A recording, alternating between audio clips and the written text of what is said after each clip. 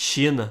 o país asiático com uma das civilizações mais antigas de toda a Terra, que se estabeleceu como a nova superpotência mundial no século XXI, registrando um dos crescimentos mais impressionantes já vistos na história moderna, saindo de um país miserável e agrário para uma economia industrial e de serviços, sendo a segunda maior do mundo, com um PIB de 14,3 trilhões de dólares, que ajudou a uma melhora considerável na qualidade de vida da população, tirando mais de 800 milhões de pessoas da extrema pobreza.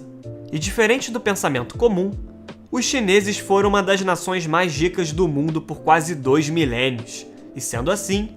hoje estão apenas retomando o posto perdido nos séculos 19 e 20. O país também é a maior potência militar em número de soldados ativos, possuindo poder nuclear e um exército cada vez mais moderno, sendo um dos únicos 5 membros permanentes do Conselho de Segurança da ONU e de diversas organizações de desenvolvimento, como o BRICS e o G20. A China também é o país mais populoso do mundo, com 1,38 bilhão de habitantes e o terceiro maior em área geográfica,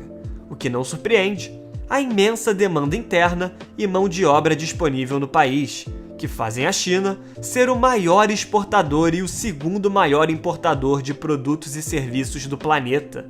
Mas apesar disso, a ausência de democracia, liberdade de expressão e respeito aos direitos humanos são sempre fatores que trabalham contra os chineses, principalmente nos últimos anos, e colocam dúvidas até quando o Partido Comunista Chinês irá conseguir blindar essas questões de sua população. E nesse vídeo, vamos entender como a China conseguiu sair de um país isolado e pobre para se tornar a indústria do mundo e uma potência tecnológica, com estimativas projetando que até 2028 irá superar os Estados Unidos e se tornar a maior economia de todo o mundo.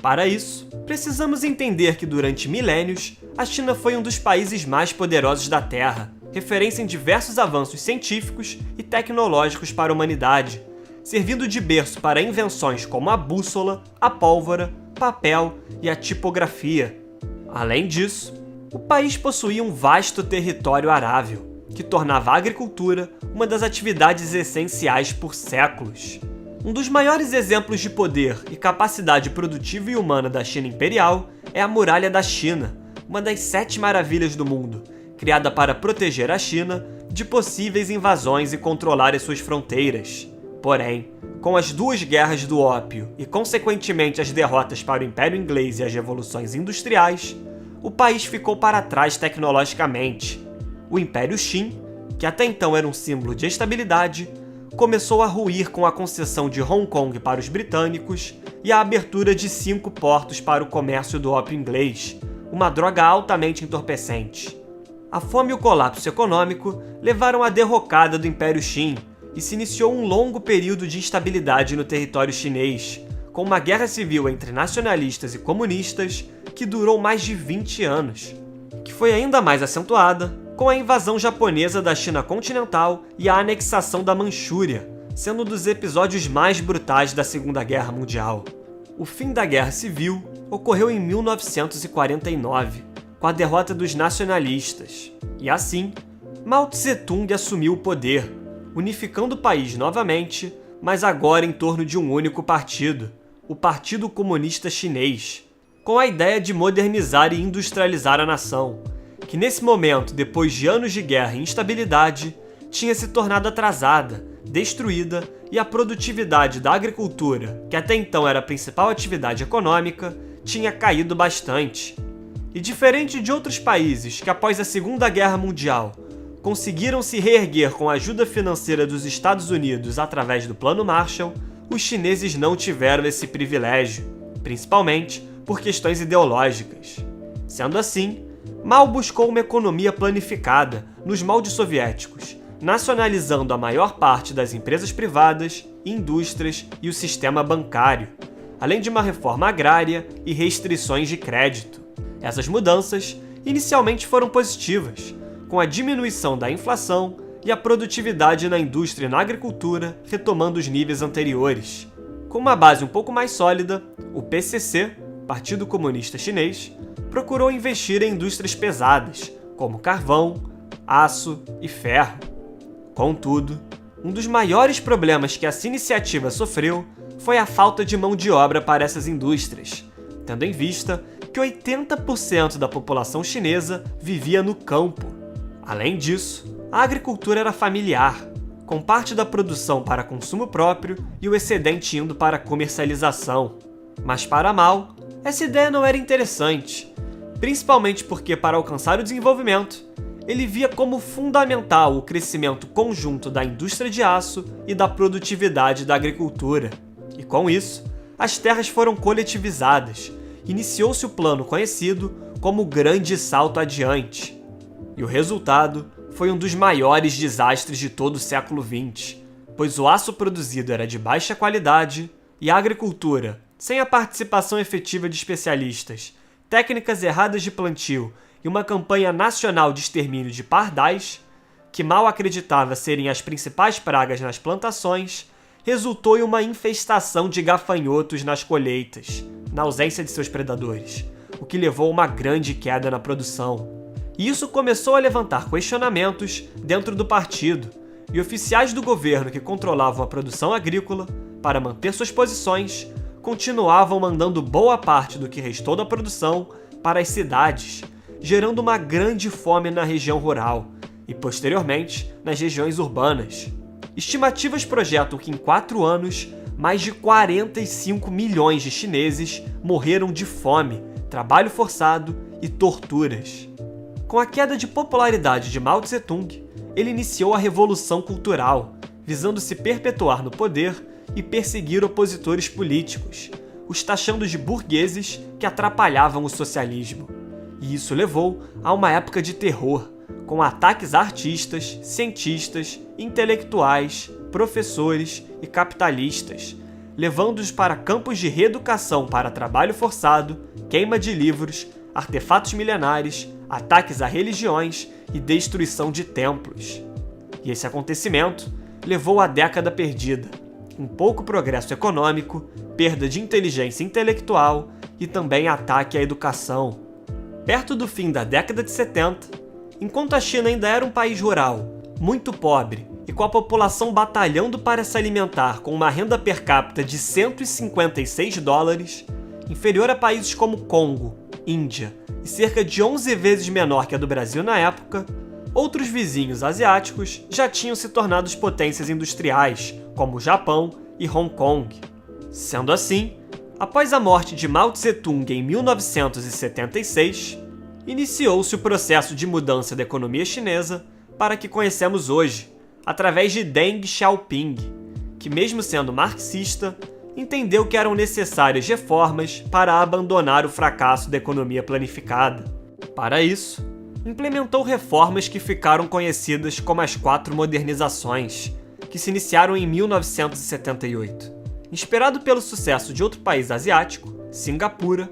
Deng estipulou que agora os trabalhadores não deveriam ganhar o mesmo, mas sim de acordo com a produtividade, e assim descoletivizou terras, retomou a propriedade privada nos campos, abriu as portas para o comércio exterior e criou as zonas econômicas especiais, regiões com políticas econômicas flexíveis orientadas para o livre mercado, com diversos incentivos fiscais e comerciais.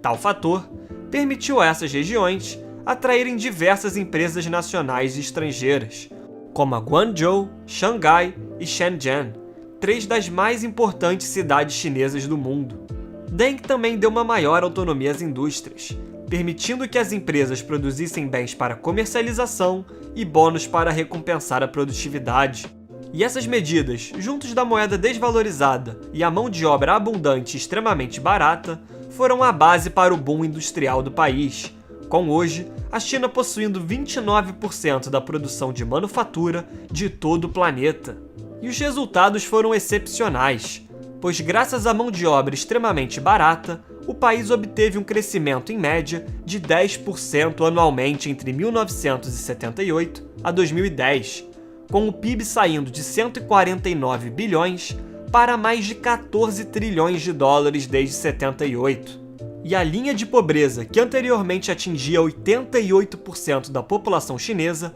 caiu para apenas 1,9%. Mas durante os últimos anos, Com os salários mais altos, uma população em envelhecimento, com queda na força de trabalho e a desigualdade social, o governo chinês tem investido na alta tecnologia como uma chave para transformar a economia da China em uma economia dinâmica, robusta e sustentável, com um projeto chamado Made in China 2025, e assim abandonará o famoso posto de indústria do mundo, com produção de produtos baratos e de baixa qualidade devido a custos mais baixos de mão de obra, e passar a produzir produtos de serviços de maior valor, que se torna ainda mais possível pelo fato da China possuir mais de 4,5 milhões de profissionais graduados em áreas de ciência, tecnologia, engenharia e matemática, sendo a maior do mundo, comparado a 2,6 milhões da Índia e 568 mil pessoas dos Estados Unidos. Isso fez o país se destacar com inteligência artificial, robôs e ser um dos pioneiros na tecnologia 5G, além de Zhongguancun, uma região em Pequim e Shenzhen, sendo considerada como o Vale do Silício chinês, criando diversas empresas de tecnologia que ganharam espaço no cenário global, como a Huawei e a Xiaomi no setor de telefonia, a DJI, que detém 72% do mercado mundial de drones, e a Tencent, que é um conglomerado que investe em mais de 800 empresas, inclusive a Nubank no Brasil. E como a população chinesa não tem acesso a diversas empresas americanas, como a Amazon, WhatsApp e YouTube, foi possível o surgimento de empresas chinesas com serviços semelhantes, como Alibaba, WeChat e Baidu. E essas empresas, mesmo com receitas enormes devido ao imenso mercado interno, ainda não se espalharam pelo mundo como as americanas, o que mostra um potencial enorme de aumentarem sua influência global futuramente, como o TikTok vem fazendo. E com isso, se iniciaria o processo que seria uma das bases para o crescimento chinês, pois entre 1992 e 2011, o investimento de 8,5% do PIB por ano em infraestrutura de cidades, rodovias, portos, ferrovias de alta velocidade e aeroportos possibilitaram o transporte de produtos ao redor do país e do mundo de maneira eficiente e rápida.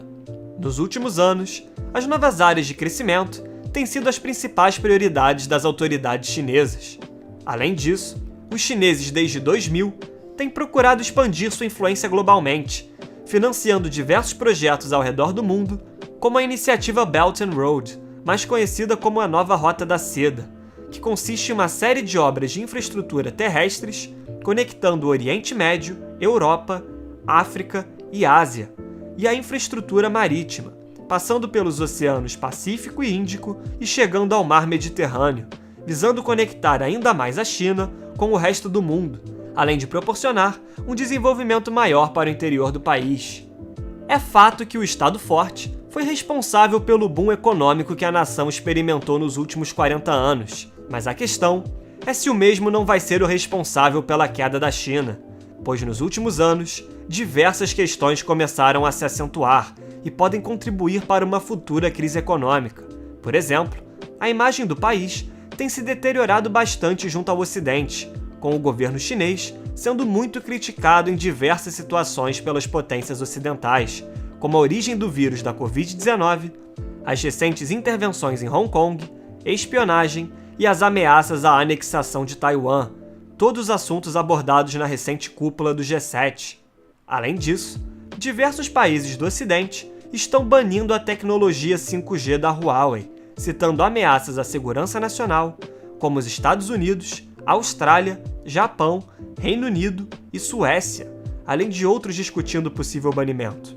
A poluição também é um problema, pois o crescimento chinês está muito atrelado ao uso de carvão para a geração de energia, que ainda representa 57% do consumo total de energia do país.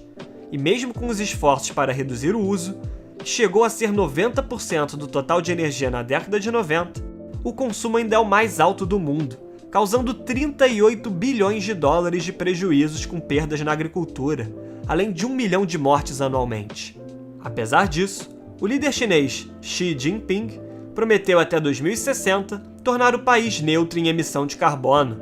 o que será um desafio enorme, com ministros chineses estimando um gasto de 15 trilhões de dólares em carros elétricos e energias renováveis para conseguir atingir o objetivo. Portanto, É evidente que a China, independentemente dos motivos, vai continuar no protagonismo mundial neste século, seja pelos projetos ambiciosos, pelas políticas controversas ou inovações tecnológicas. Mas os chineses precisam resolver seus problemas estruturais e políticos para continuar solidificando relações com o resto do mundo, pois as diferenças ideológicas e a crescente postura agressiva podem causar problemas diplomáticos e econômicos futuramente. Sendo assim, os planos chineses parecem ambiciosos e excepcionais no papel, mas se irão se concretizar, somente o futuro dirá, principalmente pelo caráter fechado e a acelerada mudança econômica e social do país, que com certeza vai continuar sendo tema de estudo por muitos anos, quebrando paradigmas e voltando a ser relevante no cenário mundial, lugar que ocupou por quase 2000 anos.